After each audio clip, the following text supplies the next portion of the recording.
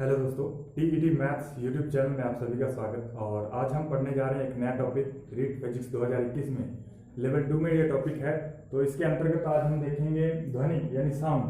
तो ध्वनि तरंगें क्या होती हैं, कितने प्रकार की होती हैं और इनको आवर्ती परिसर के आधार पर कितने भागों में बांटा गया है, ठीक है। और इनके जो अभिलक्षण हैं ध्वनि तरंगों के अभिलक्षण, जैसे आप पढ़ोगे गुणता इसके अंतर्गत आती है, प्रबलता आती है, ठीक है। तो ये सारी चीजें हम आज कुछ देखेंगे आज इस वीडियो में, और कुछ जो नई चीजें हैं वो नेक्स्ट वीडियो में हम देखेंगे। तो चलिए स्टार्ट करते हैं। देखिए, यदि पहले आपको बता दें कि यदि आप हमारे चैनल पे नए हैं तो हमारे चैनल को सब्सक्राइब कर लीजिए, क्योंकि इस पे रीट फिजिक्स 2021 का जो हमने बहुत सारे टॉपिक इस पे अपलोड कर दिए हैं, और आने वाले दिनों में हम केमिस्ट्री, बायोलॉजी, ये सारे टॉपिक जो है वो इस पे करवाने की कोशिश करेंगे। और मैथ्स भी हम लेवल 2 का जो मैथ्स है हम उसके भी कई सारे टॉपिक अपलोड कर चुके हैं। अगर आपने वो नहीं देखे तो आपको जरूर देखने चाहिए। चलिए अभी देखते हैं कि सबसे पहले ध्वनि तरंगें क्या होती हैं, ठीक है। ध्वनि तरंगों से पहले हमें तरंगों के बारे में पता होना चाहिए कि तरंगें क्या होती हैं। तो जैसे आपने देखा होगा कि कई बार हम जैसे तालाब है तो उसके अंदर हम पत्थर फेंकें, तो पत्थर फेंकते हैं तो उस पर क्या है, विक्षोभ उत्पन्न होता है, यानी जो पानी है उसमें डिस्टर्बेंस उत्पन्न होती है। और उसी डिस्टर्बेंस यानी जो विक्षोभ उत्पन्न हुआ है वो धीरे धीरे क्या है, किनारे की ओर बढ़ता जाता है, आगे चलता जाता है। तो वो एक लहर सी होकर के क्या है, किनारे की तरफ बढ़ती है। बेसिकली हम उसी को क्या कहते हैं, तरंग कहते हैं, ठीक है। या फिर आप इसको दूसरे वे में समझ सकते हो, जैसे हमने क्या है, रस्सी के एक सिरे को किसी खूंटे से बांध दिया है और दूसरे सिरे को हम अपने हाथ में लेकर के क्या करते हैं, उसे ऊपर नीचे हिलाते हैं, तो वो क्या है, इस तरह लहर के रूप में आगे आगे बढ़ने लगती है। वो जो विक्षोभ है वो धीरे धीरे आगे बढ़ता है, दूसरे किनारे तक पहुंच जाता है। तो ये सारा जो है ये क्या कहलाता है, तरंग कहलाता है, ठीक है। और तरंगे जो है वो हमारे पास दो तरह की होती हैं। सबसे पहले अनुप्रस्थ तरंगे और अनुदैर्ध्य तरंगे। अनुप्रस्थ तरंगे क्या है, तो अनुप्रस्थ तरंगे होती है कंपन, इसमें क्या है, कंपन जो है वो संचरण की दिशा के लंबवत होते हैं, ठीक है। तो ये जो है कंपन जो है वो संचरण की दिशा के क्या होंगे, लंबवत होंगे। जैसे आपने देखा होगा रस्सी को, यदि मैंने रस्सी का एग्जांपल लिया, उसमें हम रस्सी के एक सिरे को खूंटे से बांध देते हैं तो दूसरे सिरे को हम क्या है, हिलाते हैं। और यदि हम रस्सी के किसी एक जगह पे हम क्या है, किसी चौक से या पेंसिल पेन से जो हम एक चिन्ह लगा दें, तो जैसे रस्सी मान लीजिए इस तरह से, ये हमारे पास कोई रस्सी है, तो यहाँ पे मान लीजिए हमने क्या है, कोई भी हमने क्या है यहाँ पे चिन्ह लगा दिया, तो ये धीरे धीरे पॉइंट जो है ऊपर नीचे आएगा, ठीक है। तो ये विक्षोभ जो है वो इस दिशा में बढ़ रहा है, लेकिन ये जो कंपन हो रहे हैं वो इस दिशा में हो रहे हैं। तो तभी हम कहते हैं कंपन जो है वो संचरण की दिशा के लंबवत होते हैं, ठीक है। तो ऐसी तरंगे क्या कहलाती हैं, आपके पास अनुप्रस्थ तरंगे कहलाती हैं, ठीक है। तो अब यहाँ पे आप देखोगे, इसके जो एग्जाम्पल आपको याद रखने हैं कि एक तो प्रकाश तरंगे जो है वो भी अनुप्रस्थ तरंगे होती हैं, या फिर तनी हुई डोरी में संचरित ऊर्जा जो है वो भी क्या कहलाती है, उसमें भी कौन सी तरंगे होती हैं, तो वो जो तरंगे होती है कौन सी हैं, अनुप्रस्थ तरंगे हैं, ठीक है। दूसरा हमारे पास है अनुदैर्ध्य तरंगे। इसमें क्या है, कंपन संचरण की दिशा के अनुदिश होते हैं। कंपन जो है वो संचरण की दिशा के ही अनुदिश होंगे।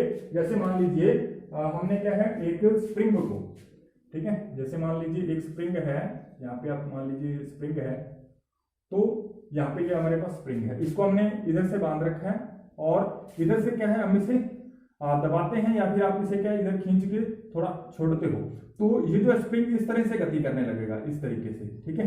यानी जिधर इसमें क्या है, जिधर कंपन होंगे, कंपन जो है जिधर इसका संचरण होगा, जिधर ये मतलब स्प्रिंग जो है वो गति करेगा, उसी दिशा में इसके क्या है, कंपन भी उसी दिशा में होंगे। तो कंपन जो है वो संचरण की दिशा के क्या होते हैं, अनुदिश होते हैं, यानी जिस दिशा में कंपन उसी दिशा में क्या है, वो स्प्रिंग का संचरण हो रहा होगा, स्प्रिंग की गति कर रहा होगा। तो यहाँ पे आप देखिए कि ये जो इसके एग्जांपल हैं अनुदैर्ध्य तरंगों के, एक तो स्प्रिंग में उत्पन्न तरंगे, ये मैंने आपको बताया। दूसरा है ध्वनि तरंगे।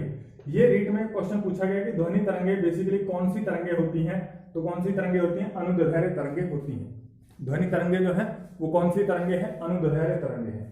अब तरंगे जो हैं वो ठोस, द्रव और गैस तीनों में ही संचरित हो सकती हैं। ध्वनि तरंगे जो हैं वो ठोस, द्रव और गैस तीनों में ही संचरित हो सकती हैं। कौन सी तरंगे कहां पे उत्पन्न होंगी, ये यहाँ पे मैंने एक चार्ट द्वारा आपको समझा रखा है, देखिए आप।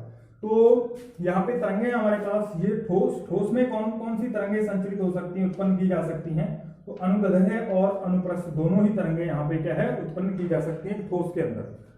ठीक है, तो ठोस के अंदर दोनों प्रकार की तरंगे अनुप्रस्थ और अनुदैर्ध्य, और द्रव के अंदर दो कंडीशन बनती है, एक तो सतह पे यानी द्रव के पृष्ठ पे सतह पे, और दूसरा है उस द्रव के अंदर। ठीक है, तो सतह पे तो कौन सी तरंगे हमें मिलेंगी, अनुप्रस्थ तरंगे मिलेंगी, और उसके अंदर जो है वो अनुदैर्ध्य तरंगे उत्पन्न की जा सकती हैं। ठीक है, और तीसरा है हमारे पास गैस, और गैस में क्या है केवल अनुदैर्ध्य तरंगे हमें उसका केवल अनुदैर्ध्य तरंगों का संचरण होता है, या केवल अनुदैर्ध्य तरंगे हमें मिलती हैं। तो ये बात आपको समझ में आ रही होगी। ठीक है, यहाँ से भी रीट के अंदर क्वेश्चन बनने की संभावना है। ठीक है, अब यहाँ पे देखिए आप आवर्ती परिसर। आवर्ती परिसर क्या होता है कि आवर्ती क्या होती है कि 1 सेकंड के अंदर कितने कंपन करती है तरंग, उसी को हम क्या कहते हैं, उसकी आवर्ती कहते हैं। ठीक है, तो इस आवर्ती के आधार पर, इनके कंपनों के आधार पर क्या है, जो ध्वनि तरंगे हैं उन्हें 3 भागों में विभाजित किया गया है। कौन कौन से, एक तो अवश्रव्य, दूसरा है श्रव्य, और तीसरा है प्राश्रव्य। ठीक है, दोबारा फिर देखिए, अवश्रव्य, श्रव्य और प्राश्रव्य। ठीक है, यहाँ पे हमारे पास जो है ये अवश्रव्य तरंगे हैं, इनकी जो आवर्ती है, आवर्ती को हम हर्ट्ज में मापते हैं, आवर्ती को हम हर्ट्ज में कैलकुलेट करते हैं। तो यहाँ पे आप देखोगे इनकी आवर्ती जो है वो 20 हर्ट्ज से कम होती है, ये माइनस मतलब कम, 20 हर्ट्ज से कम की जो ध्वनि तरंगे हैं उनको हम अवश्रव्य तरंगे कहते हैं। और ये तरंगे ज्वालामुखी विस्फोट, भूकंप, बहल मछली जो है, और हाथी या साइनोसेट्स, गेंडा, ये ज्वालामुखी विस्फोट में उत्पन्न होती है। भूकंप के समय बहल मछली इसका उपयोग करती है।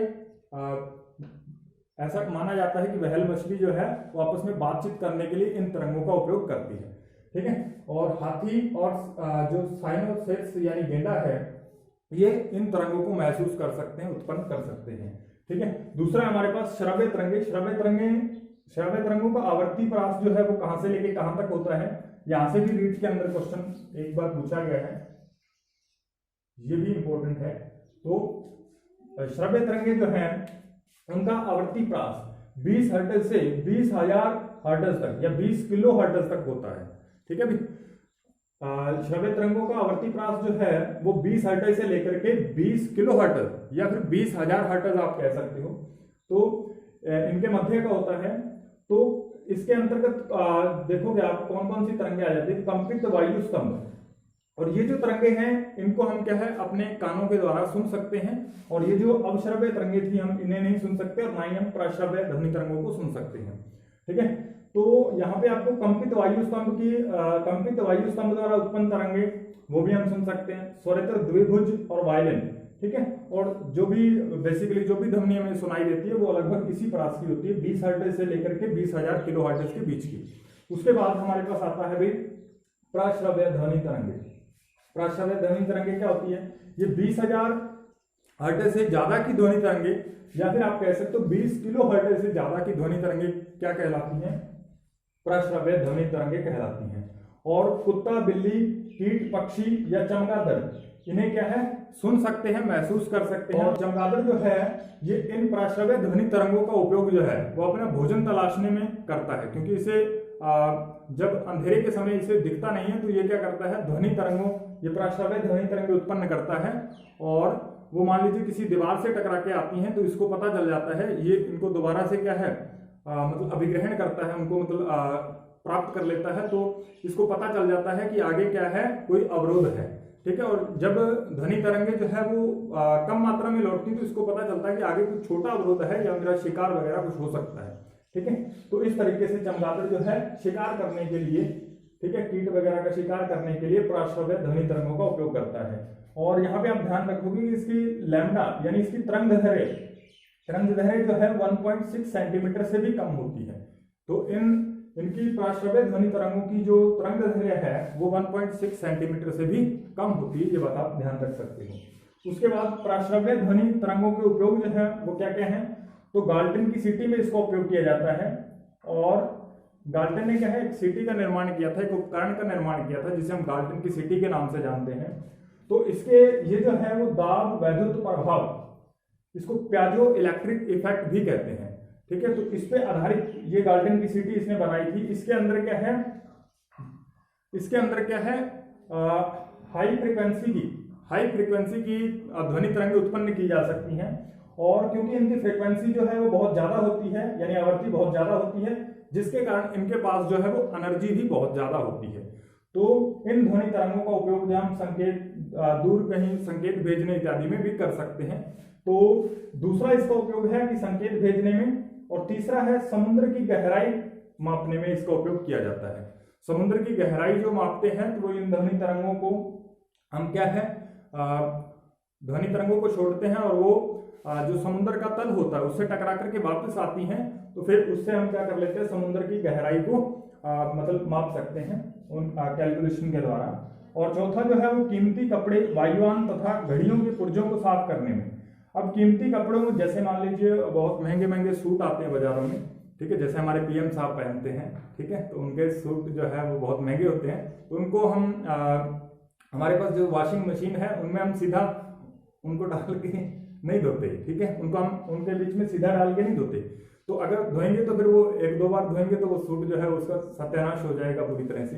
तो तब हम क्या करते हैं, इस कपड़ों के ऊपर कोई केमिकल वगैरह होते हैं जो उसके ऊपर लगा करके उनको क्या है किसी तार के ऊपर के टांग करके, और फिर उनके ऊपर क्या है ये प्राश्रव्य तरंगों का उपयोग किया जाता है। तो ये क्या करती हैं, उस कपड़ों के अंदर कंपन उत्पन्न करती हैं, जिसके कारण उसके अंदर धूलकण या मिट्टी वगैरह जो भी फंसी होती है वो बाहर आ जाती है। तो क्योंकि इनके पास इन प्रश्रव्य तरंगों के पास क्या है आवृत्ति इनकी बहुत फ्रीक्वेंसी बहुत ज्यादा होती है, जिसके कारण इनकी एनर्जी बहुत ज्यादा होती है, ठीक है, तो इसके कारण जो है वो कपड़ों से धूल बाहर आ जाती है, इसके कपड़े जो है वो साफ हो जाते हैं।